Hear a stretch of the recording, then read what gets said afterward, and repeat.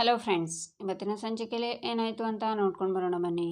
ತನ್ವಿ ಫೋಟೋನ ಇಟ್ಕೊಂಡು ಅದರಲ್ಲಿರೋ ತಾಂಡವ್ ಫೋಟೋನ ಹರಿದು ಅಪ್ಪನ ಮುಖದ ಮೇಲೆ ಬಿಸಾಕ್ತಾಳೆ. ಪುಟ್ಟ ಅಂತಾನೆ ತಾಂಡವ್, ಮಾತಾಡಬೇಡಿ ಪಪ್ಪ, ನೀವಂದರೆ ನನಗೆ ತುಂಬ ಇಷ್ಟ ಇತ್ತು. ನೀವು ಅಮ್ಮ ಎಷ್ಟೇ ಜಗಳ ಆಡಿದ್ರು ನನ್ನ ಪಪ್ಪ ತುಂಬ ಒಳ್ಳೆಯವರು, ನನ್ನ ಕಂಡೆ ತುಂಬ ಪ್ರೀತಿ ಇದೆ ಅಂತ ಅಂದ್ಕೊಂಡಿದ್ದೆ. ಆದರೆ ಇವತ್ತು ನೀವು ನಡ್ಕೊಂಡ್ರಲ್ಲ ಆ ರೀತಿ, ನಿಮ್ಮ ಮೇಲಿದ್ದ ರೆಸ್ಪೆಕ್ಟ್ ಎಲ್ಲ ಹೊರಟೋಯ್ತು ಪಪ್ಪ. ಇನ್ಯಾವತ್ತೂ ನಿಮ್ಮ ಮುಖ ನೋಡಲ್ಲ ಅಂತ ತನ್ವಿ ಅಲ್ಲಿಂದ ಹೊರಗಡೆ ಬರ್ತಾಳೆ. ಎಲ್ಲಿಗೆ ಹೋಗಿದೆ ಬಂಗಾರಿ ಅಂತ ಭಾಗ್ಯ ಕೇಳುವಾಗ ಫೋಟೋ ತಗೊಳ್ಳೋಕ್ಕೆ ಹೋಗಿದೆ ಅಂತ ಫೋಟೋನ ತೋರಿಸ್ತಾಳೆ ತನ್ವಿ. ಈಚೆ ಭಾಗ್ಯ ಮನೆಯವರನ್ನೆಲ್ಲ ಕರ್ಕೊಂಡು ತವ್ರ ಮನೆಗೆ ಬರ್ತಾಳೆ.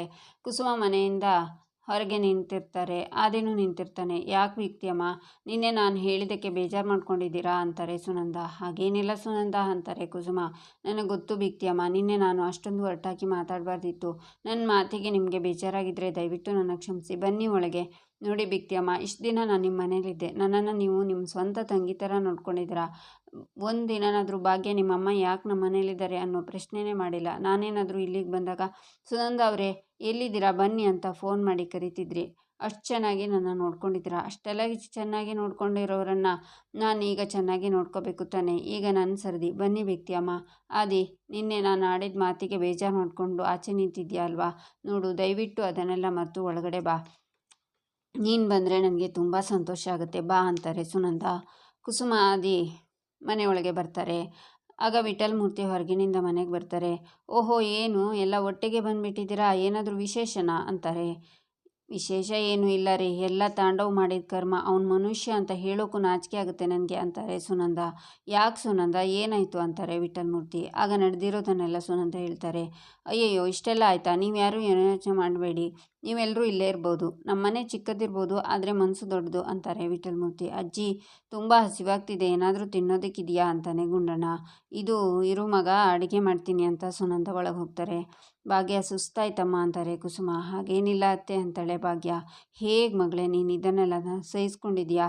ನಾನೇನಾದರೂ ನಿನ್ನ ಜಾಗದಲ್ಲಿ ಇದ್ದಿದ್ರೆ ಬೇರೆ ಕಥೆನೇ ಆಗ್ತಿತ್ತು. ಆದರೆ ನೀನು ಗಟ್ಟಿಗಿತ್ತಿ ಎಲ್ಲನೂ ಎದುರಿಸಿ ನಿಂತಿದ್ಯಾ, ಅದೇ ಖುಷಿ ನೋಡು ನನಗೆ. ನಿನ್ನಿಂದ ಕಲಿಯೋದು ತುಂಬ ಇದೆ ನೋಡು ಮಗಳೇ ಅಂತಾರೆ ಕುಸುಮ.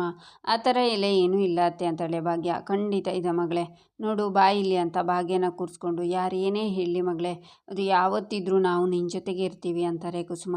ಆಗ ತನ್ಮಯ್ ಅಮ್ಮನ ತಬ್ಕೋತಾರೆ. ಆದಿ ಸ್ಮೈಲ್ ಮಾಡ್ತಾನೆ. ಈಚೆ ಕನಿಕಾ ಕಾಮತ್ ಹತ್ರ, ಡ್ಯಾಡ್ ಇದೊಂದು ಸಲ ಚೆಕ್ ಮಾಡಿ ಅಂತ ಫೈಲನ್ನು ಕೊಡ್ತಾಳೆ. ಪೂಜಾ ಹತ್ರ, ಕಿಶನ್ ಅವನ ಮನುಷ್ಯನೇ ಅಲ್ಲ ಕಣೆ, ಮನುಷ್ಯತ್ವ ಅನ್ನೋದೇ ಇಲ್ಲ ಅವನಿಗೆ. ಪಾಪ ಇವಾಗ ಅವರು ಹುಷಾರಾಗಿ ಮನೆಗೆ ಬರ್ತಿದ್ದಾರಂತೆ. ಆವಾಗಲೇ ಮನೆಯಿಂದ ಹೊರಗಾಕಿದ್ನಂತಲ್ಲ. ಈಗ ಆದಿ ಅಣ್ಣ ಫೋನ್ ಮಾಡಿ ನನಗೆ ಹೇಳ್ದ ಅಂತಾನೆ.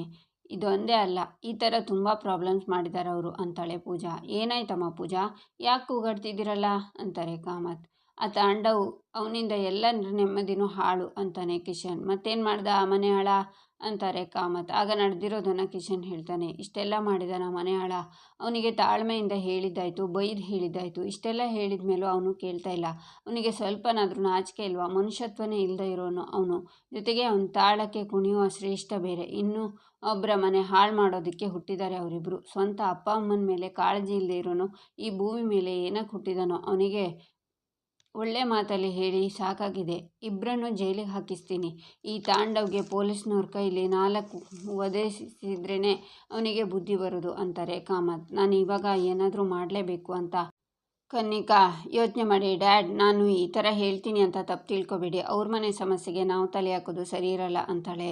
ಯಾಕೆ ಸರಿ ಇಲ್ಲ ಕನ್ನಿಕಾ, ಇಷ್ಟೆಲ್ಲ ಸಮಸ್ಯೆ ಮಾಡ್ತಿದ್ದಾನೆ ಅವನು ಅಂತಾರೆ ಕಾಮತ್. ಡ್ಯಾಡ್, ಭಾಗ್ಯ ಬಂದು ನಿಮ್ಮ ಹತ್ರ ಪ್ರಾಬ್ಲಮ್ ಇದೆ ಅನ್ನೋವರೆಗೂ ನಾವೇನೂ ಮಾಡೋಕ್ಕಾಗಲ್ಲ.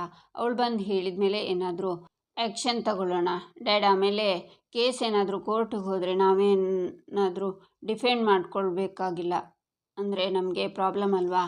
ಫಸ್ಟ್ ಆಫ್ ಆಲ್ ನಾವು ತಾಂಡವ್ ಐಡಿಯಾ ಮೇಲೆ ಇನ್ವೆಸ್ಟ್ ಮಾಡಿದ್ದೀವಿ. ಅವನೇನಾದರೂ ಕೇಸ್ ಹಾಕಿ ಕೇಸ್ ಸ್ಟ್ರಾಂಗ್ ಮಾಡಿಬಿಟ್ರೆ ನಮ್ಮ ಕಂಪ್ನಿ ಇಮೇಜ್ ಡ್ಯಾಮೇಜ್ ಆಗುತ್ತೆ ಡ್ಯಾಡ್. ಅದಕ್ಕೆ ದುಡ್ಕಿ ನಿರ್ಧಾರ ತಗೊಳ್ಳೋದು ಬೇಡ ಅಂತ ಹೇಳ್ತಾಳೆ ಕನಿಕಾ. ನೀನೇನೇ ಹೇಳು ಕನಿಕಾ, ನಾನು ಮಾತ್ರ ಅವನೇ ಸುಮ್ಮನೆ ಬಿಡಲ್ಲ ಅಂತ ಕಾಮತ್ತಲ್ಲಿಂದ ಹೋಗ್ತಾರೆ. ಡ್ಯಾಡ್ಗೆ ನಾನು ಶ್ರೇಷ್ಠನ ಮತ್ತೆ ಕೆಲಸಕ್ಕೆ ತಗೊಂಡಿದ್ದೀನಿ ಅಂತ ಗೊತ್ತಾದರೆ ಅಷ್ಟೇ ಅಂತ ಕನಿಕಾ ಯೋಚನೆ ಮಾಡ್ತಾಳೆ. ಈಚೆ ಭಾಗ್ಯ, ಮಾವ ನೀವ್ಯಾಕೆ ಕಷ್ಟಪಟ್ಕೊಂಡು ಇಲ್ಲಿಗೆ ಬರೋಕೆ ಹೋದ್ರಿ? ಅಲ್ಲೇ ಇರ್ಬೋದಿತ್ತಲ್ಲ. ತಾಂಡವ್ ಅವರಿಗೆ ಕೋಪ ಇರೋದು ನನ್ನ ಮೇಲೆ ಮಾತ್ರ. ನಿಮ್ಮನ್ನೆಲ್ಲ ಕಂಡ್ರೆ ಅವ್ರಿಗೆ ತುಂಬಾ ಪ್ರೀತಿ ಇದೆ. ಅಲ್ಲಿ ಇದ್ದಿದ್ರೆ ಚೆನ್ನಾಗಿ ನೋಡ್ಕೊಂಡಿರೋರು. ನೀವಿಬ್ಬರು ಈ ನಿರ್ಧಾರ ತಗೊಂಡು ಇಲ್ಲಿ ಬಂದು ಸುಮ್ಮನೆ ಕಷ್ಟಪಡ್ತಿದ್ದೀರಾ ಅಂತ ನನಗನ್ನಿಸ್ತಿದೆ ಅಂತಾಳೆ ಭಾಗ್ಯ. ಏನು ಹೇಳ್ತಿದ್ಯಾ ಮಗಳೇ ನೀನು? ನಮಗೆ ಯಾವ ಕಷ್ಟವೂ ಇಲ್ಲ, ಇಲ್ಲಿ ಹಾಯ್ ಅನ್ನಿಸ್ತಿದೆ. ಹಾಗ ನಿನಗೆ ಹಾಗನ್ನಿಸ್ತಿದೆ ಅಷ್ಟೇ. ಹಾಗೆ ನೋಡೋಕೆ ಹೋದರೆ ನಾವು ಖುಷಿಯಾಗೇ ಇದ್ದೀವಿ. ಬೀಗರು ಸಿಕ್ಕಿ ತುಂಬ ದಿನ ಆಗಿತ್ತು ನೋಡು, ಇನ್ನು ಹರಟೆ ಹೊಡೆಯೋದೇ ಕೆಲಸ ಅಂತಾರೆ ಧರ್ಮರಾಜ್. ನನಗೂ ಒಬ್ಬನೇ ಇದ್ದು ಇದ್ದು ಬೇಜಾರಾಗ್ತಿತ್ತು. ಇವಾಗ ದಿನ ಪೂರ್ತಿ ಹರಟೆ ಹೊಡೆಯೋದೇ ಅಂತಾರೆ ವಿಠ್ಠಲಮೂರ್ತಿ. ಭಾಗ್ಯ, ನೀನು ನಮ್ಮ ಬಗ್ಗೆ ಏನೂ ಯೋಚನೆ ಮಾಡಬೇಡ, ನಾವು ಆರಾಮಾಗೇ ಇರ್ತೀವಿ ಅಂತಾರೆ ಕುಸುಮ. ಈಚೆ ಆದಿ ತನ್ಮಯ್ ಹತ್ರ ಬೇಜಾರಾಗ್ತಿದ್ಯಾ, ಮನೆ ಬಿಟ್ಟು ಬರಬೇಕಾಯ್ತಲ್ಲ ಅಂತ ಅಂತಾನೆ. ಹ್ಞೂ ಅಂಕಲ್, ತುಂಬ ಬೇಜಾರಾಗ್ತಿದೆ. ಆದರೆ ಒಂದು ಖುಷಿ ಇದೆ, ನಾನು ಅಜ್ಜಿ ತಾತ ಅಮ್ಮ ನೀವು ಎಲ್ಲರೂ ಒಟ್ಟಿಗಿದ್ದೀವಲ್ವ, ಅದೇ ಖುಷಿ ನನಗೆ. ಆದರೆ ಪಪ್ಪನ ಮೇಲೆ ತುಂಬ ಬೇಜಾರಿದೆ. ಅವ್ರು ಮಾಡ್ತಾ ಇರೋದು ಸರಿ ಅನ್ನಿಸ್ತಿಲ್ಲ ಅಂಕಲ್.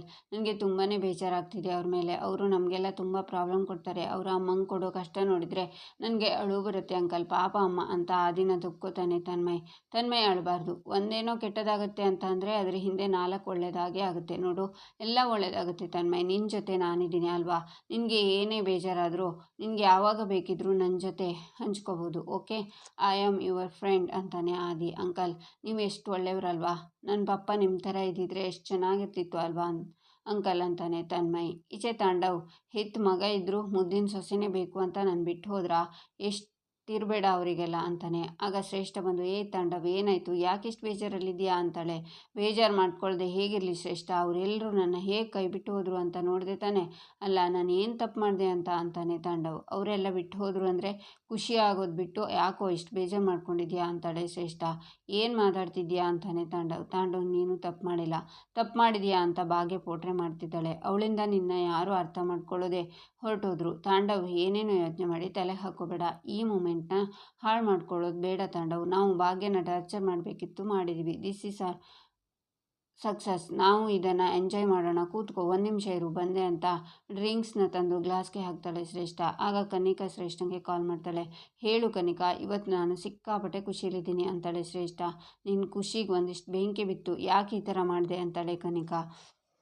ನಾನೇನು ಮಾಡಿಲ್ಲ ಅಂತಾಳೆ ಶ್ರೇಷ್ಠ. ಆ ಭಾಗ್ಯನ ಮನೆ ಯಾಕೆ ಕಿತ್ಕೊಳ್ಳೋಕೆ ಹೋಗ್ರಿ ನೀವಿಬ್ಬರು? ಡ್ಯಾಡಿ ಇಲ್ಲಿ ಫುಲ್ ಟೆನ್ಷನ್ ಆಗಿದ್ದಾರೆ, ಏನು ಮಾಡಬೇಕು ಗೊತ್ತಾಗ್ತಿಲ್ಲ ನನಗೆ. ಅವ್ರು ಮೊದಲೇ ಕೋಪದಲ್ಲಿದ್ದಾರೆ. ಅದ್ರ ಮೇಲೆ ನಾನು ನಿನ್ನ ಕೆಲಸದಿಂದ ತೆಗೆದಿಲ್ಲ ಅಂತ ಅವ್ರಿಗೆ ಗೊತ್ತಾದರೆ ಅಷ್ಟೇ ಕತೆ. ಇಷ್ಟೆಲ್ಲ ಆದಮೇಲೂ ನಿನ್ನನ್ನು ಕೆಲಸದಲ್ಲಿ ಇಟ್ಕೊಳ್ಳೋದು ರಿಸ್ಕ್ ಶ್ರೇಷ್ಠ. ಇನ್ನು ಮುಂದೆ ನೀನು ಕೆಲಸಕ್ಕೆ ಬರಬೇಡ ಅಂತಾಳೆ ಕನಿಕಾ. ನೀನು ಹೇಗ ಆ ಕಂಪ್ನಿ CEO, ನೀನು ಈಗಲೂ ನಿಮ್ಮ ಅಣ್ಣನ ಮಾತು ಅಪ್ಪನ ಮಾತು ಕೇಳ್ಕೊಂಡಿರ್ತೀಯ ಅಂತ ಗೊತ್ತಿರಲಿಲ್ಲ. ಕೆಲಸದಿಂದ ತೆಗಿಬೇಕು ಅಂದರೆ ತೆಗಿ, ಬಟ್ ಒಂದನ್ನು ನೆನ್ಪಿಟ್ಕೊ, ನಾನು ನಿನಗೆ ರೈಟ್ ಹ್ಯಾಂಡ್ ಆಗೇ ಇದ್ದೀನಿ. ಆದರೆ ನನ್ನ ಜಾಗಕ್ಕೆ ಬೇರೆ ಯಾರೇ ಬಂದರೂ ನೀನು ಅಂದ್ಕೊಂಡಿದ್ದನ್ನೆಲ್ಲ ಅವ್ರು ಮಾಡೋಕ್ಕೆ ಬಿಡಲ್ಲ ಅಂತಾಳೆ ಶ್ರೇಷ್ಠ ಹೇಳ್ತಿರೋದು ಕರೆಕ್ಟು. ಎಲ್ಲಾದರೂ ಶ್ರೇಷ್ಠ ನಾಳೆ ನನಗೆ ಉಲ್ಟಾ ಹೊಡೆದ್ರೆ ಏನು ಮಾಡೋದು ಅಂತ ಯೋಚನೆ ಮಾಡಿ, ಸರಿ ನಾನು ನಿನ್ನ ಕೆಲಸದಿಂದ ತೆಗಿಯಲ್ಲ, ನೀನು ನನ್ನ ಕಂಪ್ನಿಲೇ ಕೆಲಸ ಮಾಡ್ತಿರ್ಬೋದು, ಯಾವುದೇ ಕಾರಣಕ್ಕೂ ಡ್ಯಾಡ್ಗೆ ಈ ವಿಷಯ ಗೊತ್ತಾಗಿರಬಾರ್ದು. ವಾಟ್ ಇಟ್ ಅಂತಾಳೆ ಕನಿಕಾ. ಸರಿ ಅಂತ ಶ್ರೇಷ್ಠ ಕಾಲ್ ಕಟ್ ಮಾಡ್ತಾಳೆ. ಈಚೆ ಭಾಗ್ಯ ಆಗಿರೋದನ್ನೆಲ್ಲ ನೆನ್ಪು ಮಾಡ್ಕೊತಾ ಇರ್ತಾಳೆ. ಆಗ ತನ್ಮಯ್ ಬಂದು, ಅಮ್ಮ ನಿನ್ನ ಮೊಬೈಲಿಗೆ ಎಷ್ಟೊಂದು ಮಿಸ್ಡ್ ಕಾಲ್ ಬಂದಿದೆ ಅಂತ ಫೋನ್ನ ಕೊಡ್ತಾನೆ. ಅಯ್ಯೋ ಇದೇನಿದು, ಇಷ್ಟೊಂದು ಮಿಸ್ಡ್ ಕಾಲ್ಸ್ ಇದೆಯಲ್ಲ ಅಂತಾಳೆ ಭಾಗ್ಯವರೇ ಮಿಸ್ಡ್ ಕಾಲ್ಸಾ, ಯಾರ್ದು ಅಂತ ಆದಿ ಬರ್ತಾನೆ. ಅದೇ ಆದಿಯವರೇ, ನಾವು ಊಟ ಕೊಡ್ತಾ ಇದ್ದೀವಲ್ವಾ, ಅವರಿಗೆ ಇವತ್ತು ಊಟ ಕೊಡೋಕ್ಕಾಗಿಲ್ಲ ಅಲ್ವಾ, ಅದಕ್ಕೆ ಇರಬೇಕು, ಎಷ್ಟೊಂದು ಸಲ ಕಾಲ್ ಮಾಡಿದ್ದಾರೆ ಅಂತಾಳೆ ಭಾಗ್ಯ ಏನು ಹೇಳ್ತಿದ್ದೀರಾ ಅಂತಾನೆ ಆದಿ. ನಿನ್ನೆಯಿಂದ ಏನಾಗ್ತಿತ್ತು ಅಂತ ನಿಮಗೆ ಗೊತ್ತಲ್ವಾ, ಹಾಗಾಗಿ ಅಡುಗೆ ಮಾಡೋಕ್ಕೂ ಆಗಿಲ್ಲ, ಫೋನ್ ಕಡೆ ಗಮನ ಕೊಡೋಕ್ಕೂ ಆಗಿಲ್ಲ ಅಂತಾಳೆ ಭಾಗ್ಯ. ಅವರಿಗೆ ಕಾಲ್ ಮಾಡಿ ನಾಳೆಯಿಂದ ಈ ಥರ ಆಗಲ್ಲ ಅಂತ ಸಾರಿ ಕೇಳಿ ಅಂತಾನೆ ಆದಿ. ಆಗ ಭಾಗ್ಯ ಕಾಲ್ ಮಾಡ್ತಾಳೆ. ಏನಮ್ಮ ನೀವು, ನಿನ್ನೆಯಿಂದ ಕಾಲ್ ಮಾಡ್ತಾನೆ ಇದ್ದೀನಿ, ರಿಸೀವ್ ಮಾಡ್ತಾ ಇಲ್ಲ ಅಂತಾರೆ ಅವರು. ಕ್ಷಮಿಸಿ, ಒಂದು ಸಮಸ್ಯೆ ಇತ್ತು, ಅದಕ್ಕೆ ಫೋನ್ ನೋಡೋಕ್ಕಾಗಿಲ್ಲ ಅಂತಾಳೆ ಭಾಗ್ಯ. ನಿಮಗೆ ಒಂದಿಷ್ಟು ಜನಕ್ಕೆ ಊಟ ಅರೇಂಜ್ ಮಾಡೋಕ್ಕೆ ಹೇಳಿದೆ, ಬಟ್ ನೀವು ಮೋಸ ಮಾಡಿಬಿಟ್ರಿ ಅಂತಾರೆ ಅವರು. ಹೌದು, ಹಾಗೆ ಮಾಡಬಾರ್ದಿತ್ತು, ನನ್ನದೇ ತಪ್ಪು, ಇದೊಂದು ಸಲ ಕ್ಷಮಿಸಿ ಸರ್, ನಾಳೆಯಿಂದ ಯಾವತ್ತೂ ಹೀಗೆ ಮಾಡಲ್ಲ ಅಂತಾಳೆ ಭಾಗ್ಯ. ನಾಳೆಯಿಂದ ನೀವು ಊಟ ಮಾಡಿದರೆ ತಾನೇ, ನಾಳೆಯಿಂದ ನಾನು ಕ್ಯಾಟ್ರಿಂಗ್ನ ಬೇರೆಯವರಿಗೆ ಕೊಡ್ತಿದ್ದೀನಿ, ನಾಳೆಯಿಂದ ನೀವು ಊಟ ತರೋದು ಬೇಡ ಸರಿನಾ ಅಂತ ಕಾಲ್ ಕಟ್ ಮಾಡ್ತಾರೆ ಅವರು. ಭಾಗ್ಯ, ಏನಾಯಿತು, ಏನು ಹೇಳಿದರು ಅವರು ಅಂತಾನೆ ಆದಿ. ಇವತ್ತು ನಿಮ್ಮಿಂದ ತುಂಬ ತೊಂದರೆ ಆಗಿದೆ, ನಾಳೆಯಿಂದ ನೀವು ಅಡುಗೆ ಮಾಡಿಕೊಡ್ದು ಅಂತ ಹೇಳಿದರು ಅಂತಾಳೆ ಭಾಗ್ಯ ಆಗಿದ್ದಾಯಿತು ಬಿಡಿ, ಮುಂದೆ ಏನಾಗುತ್ತೆ ನೋಡೋಣ ಅಂತಾನೆ ಆದಿ. ಆಗ ಭಾಗ್ಯಂಗೆ ಮತ್ತೆ ಕಾಲ್ ಬರುತ್ತೆ. ಇವ್ರು ಯಾಕೆ ಕಾಲ್ ಮಾಡ್ತಿದ್ದಾರೆ ಅಂತಾಳೆ ಭಾಗ್ಯ. ಯಾರದು ಕಾಲು ಅಂತಾನೆ ಆದಿ. ಅದೇ ನಿನ್ನೆ ಒಂದು ಆಫೀಸಿಗೆ ಹೋಗಿ ಮ್ಯಾನೇಜರ್ ಹತ್ರ ಮಾತಾಡ್ಕೊಂಡು ಬಂದ್ವಿ, ಅಲ್ವಾ? ನಮಗೆ ಊಟ ಬೇಡ ಅಂದಿದ್ರಲ್ಲ, ಅವರು ಫೋನ್ ಮಾಡ್ತಿದ್ದಾರೆ ಅಂತಾಳೆ ಭಾಗ್ಯ. ಆನ್ಸರ್ ಮಾಡಿ ಸ್ಪೀಕರ್ಗೆ ಹಾಕಿ ಅಂತಾನೆ ಆದಿ. ಹಲೋ ಸರ್, ನಮಸ್ತೆ ಅಂತಾಳೆ ಭಾಗ್ಯ. ನಿಮ್ಮ ಹತ್ರ ಒಂದು ಮುಖ್ಯವಾದ ವಿಷಯ ಮಾತಾಡಬೇಕಿತ್ತು ಅಂತಾರೆ ಅವರು. ಹಾಂ ಸರ್, ಹೇಳಿ ಅಂತಾಳೆ ಭಾಗ್ಯ. ನಿನ್ನೆ ನಿಮ್ಮ ಫುಡ್ನ ಬೇಡ ಅಂತ ರಿಜೆಕ್ಟ್ ಮಾಡಿದ್ವಿ. ಬಟ್ ವಿಷಯ ಏನಂದರೆ, ನಾನು ಅಂದ್ಕೊಂಡಿರೋ ಫುಡ್ ಸರ್ವಿಸ್ನವರು ಕೊಟೇಶನ್ನ ಜಾಸ್ತಿ ಮಾಡಿದ್ದಾರೆ. ಅದು ವರ್ಕೌಟ್ ಆಗ್ತಿಲ್ಲ. ಟೇಸ್ಟ್ ಚೆನ್ನಾಗಿಲ್ವಂತೆ. ಅದಕ್ಕೆ ನೀವು ಏನಾದರೂ ಅದನ್ನು ಟೇಕ್ ಓವರ್ ಮಾಡ್ಬೋದಾ ಅಂತಾರೆ. ಖಂಡಿತ ಮಾಡ್ತೀವಿ ಅಂತಾಳೆ ಭಾಗ್ಯ. ಆದರೆ ಒಂದು ಕಂಡೀಷನ್ ಇದೆ ಅಂತಾರೆ ಅವರು. ಏನು ಕಂಡೀಷನ್ ಅಂತಾಳೆ ಭಾಗ್ಯ. ಸೋಷಿಯಲ್ ಮೀಡಿಯಾ ಇವಾಗ ತುಂಬಾ ಟ್ರೆಂಡಿಂಗ್ನಲ್ಲಿದೆ. ಇನ್ಫ್ಯಾಕ್ಟ್ ನನ್ನ ವೆಂಚರ್ನ ನಾನು ಅಲ್ಲೇ ಪ್ರಮೋಟ್ ಮಾಡಬೇಕು ಅಂದ್ಕೊಂಡಿದ್ದೀನಿ. ನೀವು ಅಷ್ಟೇ ಒಂದು ಅಕೌಂಟ್ ಓಪನ್ ಮಾಡಿ ಅಲ್ಲಿ ಪ್ರಮೋಟ್ ಮಾಡೋಕ್ಕೆ ಶುರು ಮಾಡಿ. ಫುಡ್ ಪೇಜ್ ಎಲ್ಲ ಚೆನ್ನಾಗಿ ರೀಚ್ ಆಗುತ್ತೆ. ನಿಮಗೆ ತುಂಬ ಚೆನ್ನಾಗಿ ವರ್ಕೌಟು ಆಗುತ್ತೆ. ಮಾಡ್ತೀರಾ ಅಂತಾರೆ ಅವರು. ಅದು ಸರ್ ಅಂತ ಭಾಗ್ಯ ಹೇಳುವಾಗ, ಖಂಡಿತ ಮಾಡ್ತೀವಿ ಸರ್, ಡೋಂಟ್ ವರಿ ಅಂತಾನೆ ಆದಿ. ಓಕೆ, ನಾಳೆ ಸಿಗೋಣ ಅಂತ ಕಾಲ್ ಕಟ್ ಮಾಡ್ತಾರೆ ಅವರು. ಓಕೆ ಅಂದ್ರಲ್ಲ, ಅದೆಲ್ಲ ಹೇಗೆ ಮಾಡೋದು ಅಂತಾಳೆ ಭಾಗ್ಯ. ನೀವೇನು ತಲೆ ಕೆಡಿಸ್ಕೋಬೇಡಿ, ನಾನು ಹೇಳ್ಕೊಡ್ತೀನಿ. ನೀವು ನಾಳೆ ಅಡುಗೆ ಮಾಡ್ಕೊಳ್ಳೋಕ್ಕೆ ತಯಾರಿ ಮಾಡ್ಕೊಳ್ಳಿ ಅಂತಾನೆ ಆದಿ. ಇಲ್ಲಿಗೆ ಈ ಸಂಚಿಕೆ ಮುಕ್ತವಾಗುತ್ತೆ. ಮುಂದಿನ ಸಂಚಿಕೆಯಾಗಿ ನಮ್ಮ ಚಾನಲನ್ನು ನೋಡಿ, ಸಬ್ಸ್ಕ್ರೈಬ್ ಮಾಡಿ, ಲೈಕ್ ಮಾಡಿ, ಸಪೋರ್ಟ್ ಮಾಡೋದನ್ನು ಮರಿಬೇಡಿ.